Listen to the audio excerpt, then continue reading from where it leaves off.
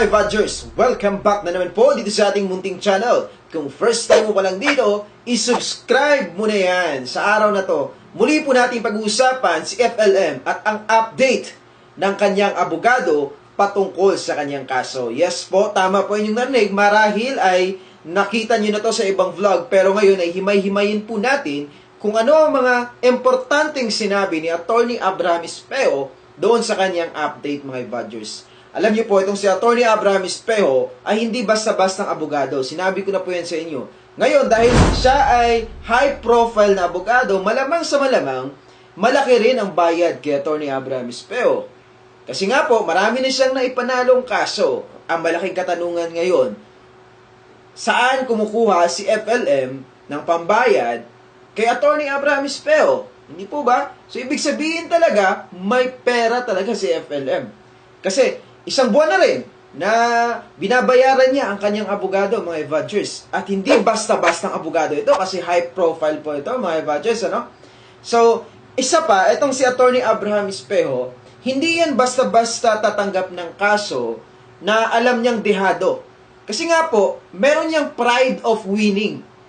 Kasi marami na nga siya na ipanalong kaso, alangan naman tatanggap siya ng mukhang alanganin, mukhang matatalo siya. So, tinanggap niya itong kaso ni FLM kasi sa tingin niya, may pag-asa pong manalo talaga ito.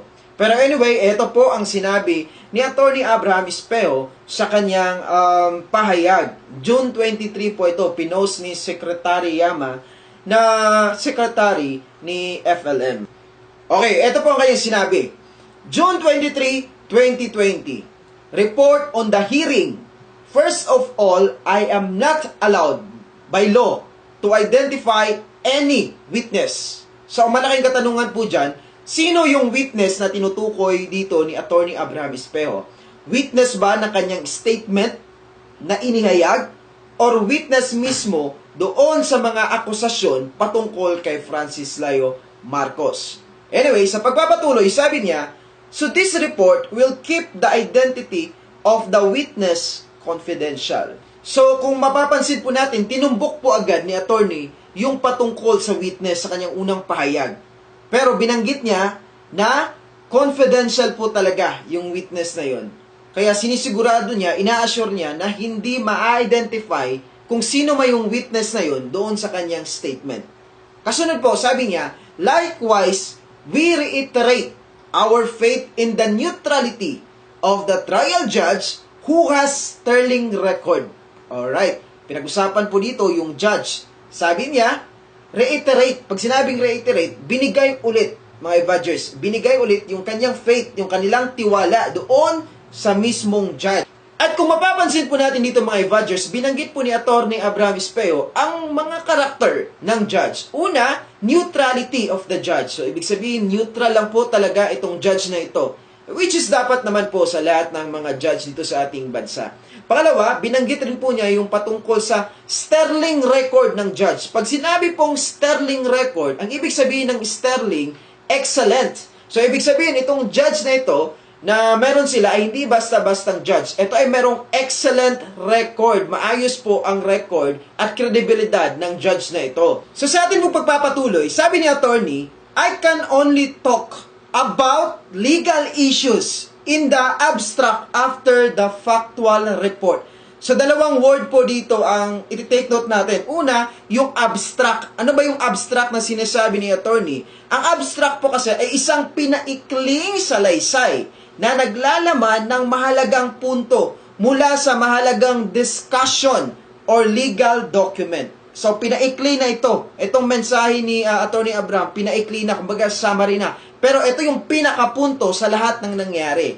Ngayon, binanggit rin po niya dito yung factual. Pag sinabi pong factual, ito ang totoong nangyari or pahayag na nangyari mismo doon sa korte po. So, pagpatuloy po natin, number one, ito po ang sabi ni attorney, factual report. So, ito na po yun, ang totoong nangyari. We were ready to argue under the new video conferencing rules of the Supreme Court. Take note, handa na sila makipag-argumento. May nakahanda na sila na mga proofs o mga gustong i-prove sa korte. Pero, ito po ang nangyari. However, the prosecution raised some procedural issues. Pag sinabi pong procedural issue kasi, pag sinabing procedural muna, ito ay mga law sa loob ng courtroom, mga evadgers. Mga sinusunod nila sa loob ng courtroom. Baga, ito ay batas ng korte, mga evadgers. At ang purpose po ng procedural ay masigurado ang mga karapatan ng bawat isa na nasa loob ng korte. Halimbawa na lang, kapag ang isang prosecutor, nasisindak na niya yung inaakusahan, tapos parang natatakot na yung akusahan, tapos sumusobra na yung pagsisindak. So, agad-agad po pinipigil ng, it's either the judge, hindi ko alam, I'm not sure about kung sino yung pumipigil, pero pinipigil po yun para hindi malabag ang karapatang pantao ng isang inakusahan. So, ang nangyari po, makikita natin na nagkaroon ng procedural issue at ni-raise iyon ng prosecution. So, ibig sabihin, nagkaroon ng aberya doon sa kanilang hearing. At ito po ang kasunod na nangyari. Sabi niya, and the court directed the parties to put down their arguments in writing so that the court can resolve them more clearly. So, marahil ay nagreklamo yung kabilang party na ganito, ganyan. Ito ang mga hindi nasusunod sa procedural. Tapos, ang nangyari, pinatigil ng mismong court at sinabi na isulat na lang yung kanilang reklamo para maanalisa ng mabuti at ma-resolve etong kanilang reklamo mismo ng mga judge. Kasi babasahin na lang po yun ng mga judge. At ito ang reason kung bakit sinabi ni Attorney Abraham na ang hearing ay na-reset po, mga evadgers. Na-reset. Sa mga evadgers, nakita po natin na na-reset po ang naturang hearing dahil po sa mga procedural issue. Ngayon, number 2, ito po ang binanggit ni Attorney Abraham Espejo. Issues in abstract. I am not sure kung ito bang issues na tinutukoy niya dito ay yung mga procedural issue na binanggit kanina. Okay? So kasi po kanina, binanggit niya talaga yung factual. Yun po yung actual o yung totoong nangyari sa loob ng kanilang hearing. Okay, so issues in abstract. Number 2. Pag sinabing abstract, sinabi ko na po sa inyo, pinaikling salaysay. At ayon sa kanya, the accused has the right to confront his accusers in an open trial. This is a constitutional right. This right cannot be protected if the accused would not be allowed to see his accusers. Secret witnesses and accusers are not allowed in fair trial. So kung makikita po natin dito, mga evadgers, hindi nakikita ng accused na si FLM kung sino yung kanyang mga accuser at kung sino ang mga witness. Kaya yun po ang ina-address ni Attorney Abraham Espejo na hindi naman pwede yung ganun.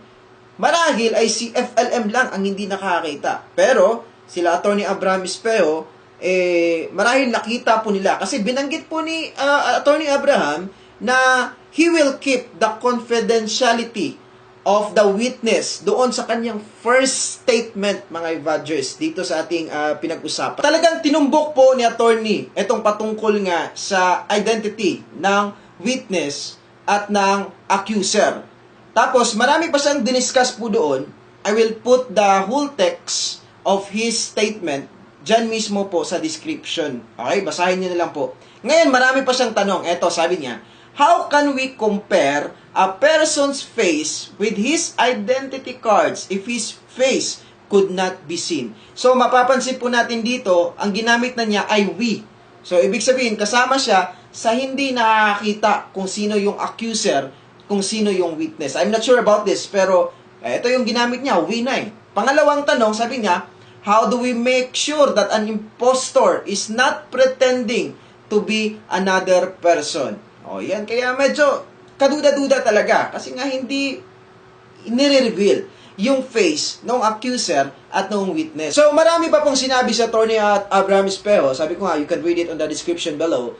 Pero ito ang isa po sa highlight ko. Sabi niya, fair trial means that the accused must have an opportunity to see his accuser face-to-face or at least remotely by video link. So, self-explanatory na po na nagdedemand etong si Attorney Abraham na makita ni FLM kung sino yung kanyang mga accuser. Kasi po ito ay constitutional. Ito ay karapatan mismo ni Francis Leo Marcos. So, at the end po, ito ang sinabi ni attorney, I cannot comment on the actual arguments that were made in the court. However, I assure you that we gave a long, impassioned argument for the rights of Francis. Impassion po yung tumatak sa akin dito. Isang mabigat na word yan. Pag sinabing impassion, full of emotion, great emotion, nagbigay ka ng grabe, bumabahang emosyon doon sa iyong argumento. Yun ang ginawa nila Attorney Abraham Espejo. Sa Tagalog naman, ang impassion na word, ang pagkasali niyan ay walang awa. O mas matindi sa Tagalog, di ba? Walang awang argumento. Talagang, palaban talaga, lumalaban sila attorney during the trial or during the hearing. Yun po ang nangyari sa trial, mga adventures, na pahayag ni Attorney Abraham Espejo. Tandaan po natin, yun lamang po ay abstract. Okay? Ibig sabihin, summary lamang. Okay? Pinaikli lamang po yun. Ngayon, ang challenge ko naman ay kung meron pong nakakaalam sa komento ng anti-FLM, lawyer, or basta, whoever else, basta galing sa anti-FLM, i-comment niyo po dyan kung ano yung side niyo. Kasi ito lamang ay picture, angulo na nakikita o nakita ni Attorney Abraham Espejo during the trial. So, I challenge you, please comment down below kung ano naman yung pahayag ng kabila para basahin natin dito, para patas po tayo dito, mga vultures. Okay, so, ito yung research ko nagbabasa ako kagabi. At, ang dami kong ni-research kagabi actually. At isa po sa ni-research ko, ito yung research notebook ko. Dami niya, no? Dami nakasulat dyan. Hindi ko alam kung nakikita nyo. Basta madami yan. At isa sa ni-research ko po kagabi ay yung patungkol sa FLM. Siya nga ba ang spiritual wonder boy? Alamin natin yan. Kasi nagbasa po ako patungkol dito sa spiritual wonder boy. At pag-usapan natin yan. Totoo ba yung spiritual wonder boy na yan na kay Marcos? Totoo ba yung dokumento na yan? So yun po ang pag-usapan natin sa susunod na kabanata. And I think that's all for today's vlog, mga Budgers. Para sa marami pang konspirasiya, kakaibang kwento, at political issue at mga reaksyon, patuloy lang na tumutok dito. Ako po sa Evan PUP. Mabuhay ang bansang Pilipinas. Peace out! Boom!